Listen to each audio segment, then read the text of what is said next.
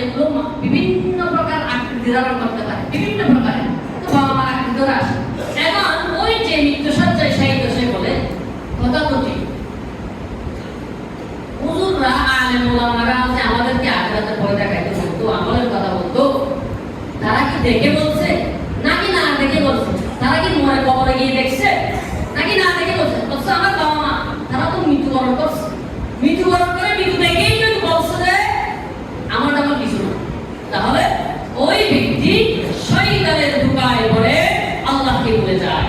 কিন্তু ওই সব ব্যক্তি যারা ঈমান আমল নিয়ে এই যে রমজান পর্যন্ত অটল হচ্ছে, এরপর চলে যান ঈমান আমল নিয়ে অটল হচ্ছে থাকবে কতদিন পর্যন্ত? মৃত্যু পর্যন্ত। রব্বে কারীম বলেন ওয়া'বুদ রাব্বাকা হাত্তা ইয়াতিয়াকাল ইয়াকিন, মৃত্যু আসা পর্যন্ত আল্লাহর ইবাদত করো, দাসত্ব করো। ওই প্রকারের ব্যক্তি যারা ঈমান আমলের উপর অটল হচ্ছে থাকতো, ওই ব্যক্তির নয় হয় না যাকে শয়তান ধোঁকা দিয়েছে। ওই রহমতের ফেরেশতাগুলো আসে বলে আল্লাহ তাআফু, ভয় করো না, ওয়ালা তাহজানু, চিন্তা করো না, ওয়াবিশিরু বিল জান্নাহ, আমি তোমাকে জান্নাতের সুসংবাদ দিচ্ছি। সুবহানাল্লাহ। প্রিয় হাজিরিন, দ্বিতীয় নম্বর প্রকার হলো যারা পরকালের আশায় মৃত্যুকে আলিঙ্গন করতে চায়। কাকে আলিঙ্গন করতে চায়?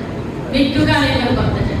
রাসূল আকরাম সাল্লাল্লাহু আলাইহি ওয়াসাল্লাম হাদিসের মধ্যে সামনে কথা বলে শেষ করব। মান আহাব্বা লিকা আল্লাহ আহাব্বা আল্লাহ লিকাহু ওয়া মান কারিহা লিকা আল্লাহ কারিহা আল্লাহ লিকাহু। যে ব্যক্তি, এটা বুখারী শরীফের হাদিস, যে ব্যক্তি আল্লাহ তাআলার সাক্ষাতের আশা রাখে, আল্লাহ রাব্বুল আলামিন তাকে সাক্ষাৎ দিতে চায়। আর যে আল্লাহর সাক্ষাতের আশা রাখে না, অস্বীকার করে আল্লাহর সাক্ষাতে, আল্লাহ তাকে সাক্ষাৎ দিতে চান না। আয়েশা রাদিয়াল্লাহু তাআলা আনহা বললেন, ইয়া রাসূলুল্লাহ, আল্লাহর সাক্ষাতের আশা হলো মানুষ তো আল্লাহর সাথে সাক্ষাৎ করতে পারে মৃত্যুর পরে। তার মানে আপনি বুঝাতে চাচ্ছেন আমরা মৃত্যুবরণ করব? কে করতে চায়? কেউ তো করতে চায় না। আল্লাহ রাসূল বলেন, আয়েশা তুমি আমার কথার ব্যাখ্যা বুঝো না। আমার কথার ব্যাখ্যা হলো আল্লাহ রাব্বুল আলামিন কোন মানুষকে মৃত্যু দেন না, কোন ঈমানদারকে মৃত্যু দেন না যতক্ষণ পর্যন্ত সে তার জাহান্নামকে আগে দেখাবে, এরপর তার জান্নাতকে দেখাবে, এবং বদকারকে আগে জান্নাত দেখাবে, পরে জাহান্নাম দেখাবে।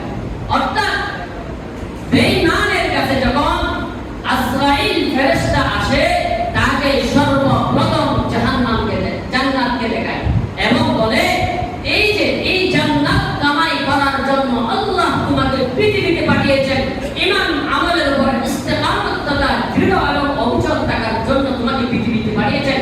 তুমি এই জান্নাত কামাই করার জন্য পৃথিবীতে আমল করো নাই, তুমি এই জান্নাতের আশা করো নাই, অতএব তোমাকে ওই যে জাহান্নাম ওখানে নিক্ষেপ করা হবে।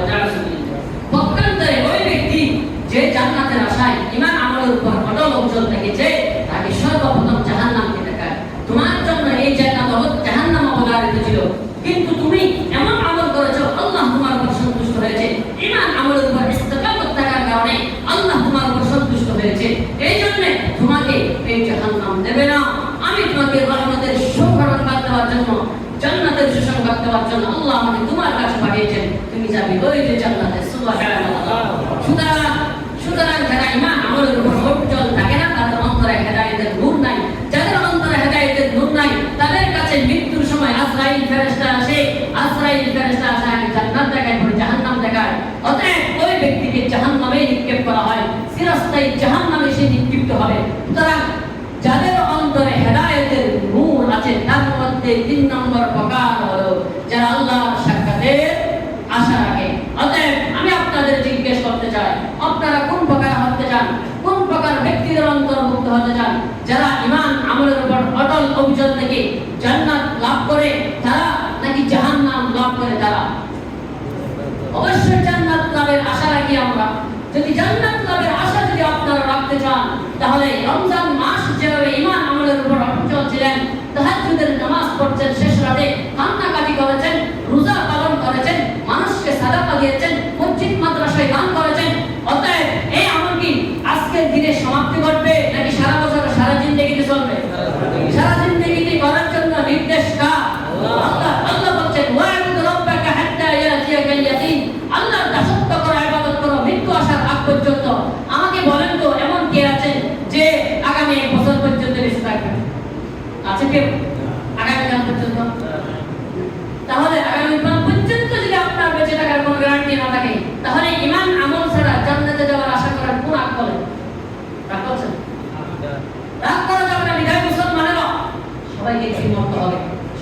আজকের আলোচনার মূল শিক্ষাটা হলো এটাই, রমজান যেহেতু ইবাদত, দাসত্ব, বন্দেগীর মাধ্যমে আল্লাহর নৈকট্য অর্জন করার চেষ্টা করেছেন, কান্নাকাটি করেছেন, গৃহস্থালী করেছেন।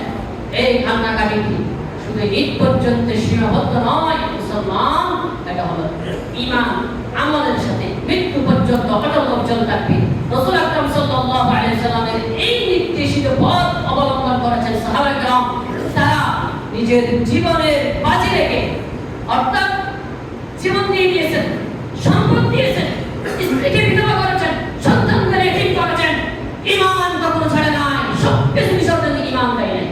আমাদের পরিস্থিতি সব কিছু বিসর্জন দিতে রাজি না, ঈমান চলে। আরে কেন করি যোগ্য নাই বাবা, তোমাকে চিন্তা এত যদি মেনাইছে মোদাইছে আসনাইছে বাসিবার পথ আছে, আসবার পথ নাই। এই জন্য এক কবি সুন্দর বলেছেন, एक दिन मरना है आखिर मौत है, कर ले जो करना है आखिर मौत है, तू बराए बंदगी है या मेरा, बहर सराफ गंदगी है या मेरा, वरना शर्मिंदगी है या मेरा, वरना शर्मिंदगी है या मेरा, आखिर है मौत है या मेरा। ओ मुमिनो যা করবা করো, একদিন মৃত্যুবরণ করতে হবে, একদিন সবাইকে মৃত্যুবরণ করতে হয়। মৃত্যুর আগে যদি ঈমান আমলের উপর অবিচল থেকে আল্লাহকে রাজি করতে না পারে, আখির শর্মিন্দগি হয়। মৃত্যুর পরবর্তী জিন্দেগি জান্নাত পর্যন্ত আপনার শর্মিন্দগি, কষ্ট আর কষ্ট। অতএব আমরা শুধু দুনিয়ায় শান্তি লাভ করতে চাই নাকি পরকালেও? পরকালেও যদি আমরা শান্তি লাভ করতে চাই, আল্লাহর নৈকট্য অর্জন করতে চাই, জান্নাতের আশা রাখি, তাহলে আমাদেরকে পুরো রমজান যে ইবাদত করেছে সারা বছর সারা জিন্দেগি মৃত্যু পর্যন্ত এরকম আমল করতে হবে কিনা? করতে হবে। আল্লাহ যেন আমাদেরকে ঈমান এবং আমলের উপর অটল অবিচল থেকে মৃত্যু পর্যন্ত এভাবে করে আমাদের জিন্দেগি কাটার তৌফিক দান করেন। ওয়া মা তৌফিক